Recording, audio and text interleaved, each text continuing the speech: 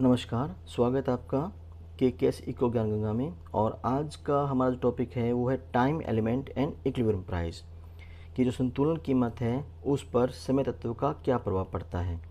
कीमत जो डिटर्मिनेशन है, कीमत जो निर्धारण है, उसमें समय का बहुत महत्व होता है, टाइम का बहुत महत्व होता है।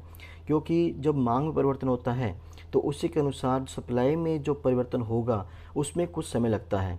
सप्लाई एग्जैक्ट उसी टाइम इंक्रीज़ नहीं होती जिस समय मांग इंक्रीज होती है।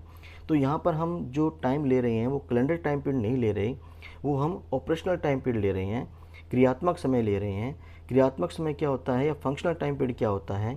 क्रियात्मक समय वह समय होता है जो मांग में परिवर्तन होने पर पूर्ति को उसके अनुरूप परिवर्तित करने में लगता है। अर्थात मांग और पूर्ति की एडजस्टमेंट में जो समय लगता है उसको हम क्या बोलते हैं? क्रियात्मक समय बोलते हैं, कि दोनों कितने समय में एक दूसरे के बराबर हो रही है। अतः हम ये कह सकते हैं कि कीमत पर मांग का प्रभाव ज़्यादा होगा या पूर्ति का प्रभाव ज़्यादा होगा, ये इस बात पर निर्भर करेगा कि दोनों एडजस्ट होने में कितना समय ले रहे हैं। अर्थात मांग के अनुरूप या डिमांड के अनुरूप सप्लाई को एडजस्ट होने में कितना समय लगता है। इसमें समय अवधि को तीन समय अवधि में बांटा गया है। फर्स्ट आता है वेरी शॉर्ट पीरियड, अति अल्पकाल। अति अल्पकाल को हम बाजार समय भी कहते हैं, मार्केट पीरियड भी कहते हैं। क्यों कहते हैं ऐसा? क्योंकि अति अल्पकाल समय की वो अवधि होती है जिसमें सप्लाई को उसके एग्जिस्टिंग स्टॉक तक ही बढ़ाया जा सकता है।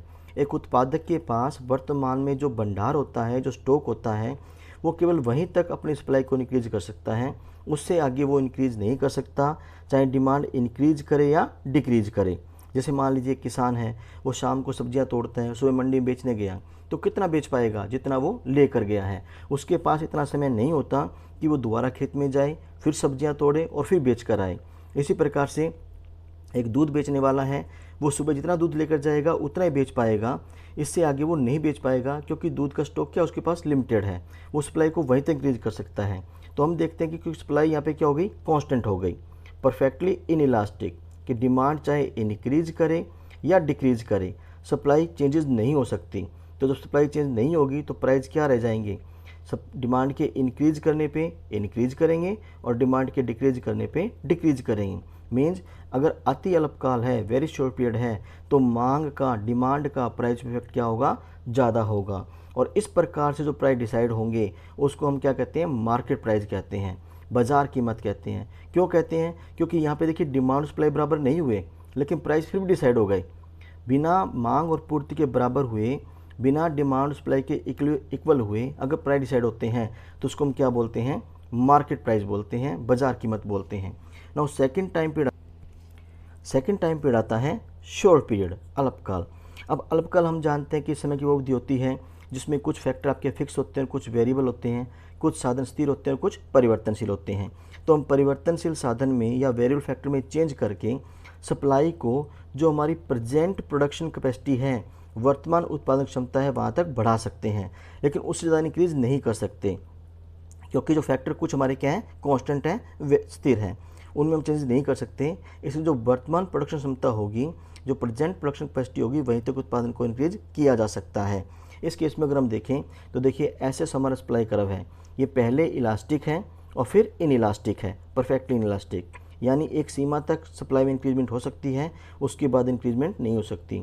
जैसे मान लिया एक उत्पादक के पास 600 यूनिट है, पहले 100 यूनिट की डिमांड आती है तो वो 100 सेल कर देगा, सप्लाई इंक्रीज कर देगा।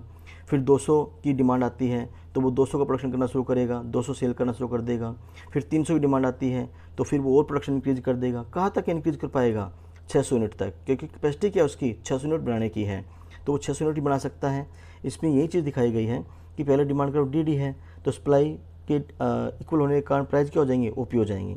डिमांड और इंक्रीज हुई तो कुछ प्राइस इंक्रीज होंगी और कुछ सप्लाई इंक्रीज हो जाएगी। फिर डिमांड और इंक्रीज हुई तो प्राइस इंक्रीज होंगी और क्वांटिटी इंक्रीज होगी। लेकिन ये क्या आ गया? हमारा वो पॉइंट आ गया जो उसकी प्रोडक्शन कैपेसिटी को शो कर रहा है कि इससे आगे वो प्रोडक्शन नहीं कर सकता। अभी भी अगर डिमांड इंक्रीज होती है तो केवल प्राइस ही इंक्रीज करेंगे, क्योंकि सप्लाई इंक्रीज नहीं हो पा रही। इस केस में जो प्राइस डिसाइड होंगे उनको सब नॉर्मल प्राइस बोला गया है, उपसामान्य कीमत बोली गई है, क्योंकि यहाँ पे सप्लाई में कुछ चेंजेस हो रहे हैं डिमांड के अकॉर्डिंग, तो इसलिए हमें इन्हें उपसामान्य कीमत कहेंगे। इसके बाद बात करते हैं लॉन्ग रन की, दीर्घकाल की।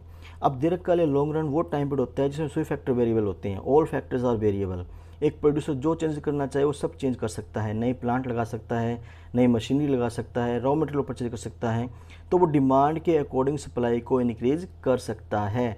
जितने डिमांड इंक्रीज होगी उसके अनुरूप ही वो सप्लाई में भी इंक्रीजमेंट कर सकता है, जितनी डिमांड बढ़ेगी उतनी सप्लाई भी बढ़ा सकता है।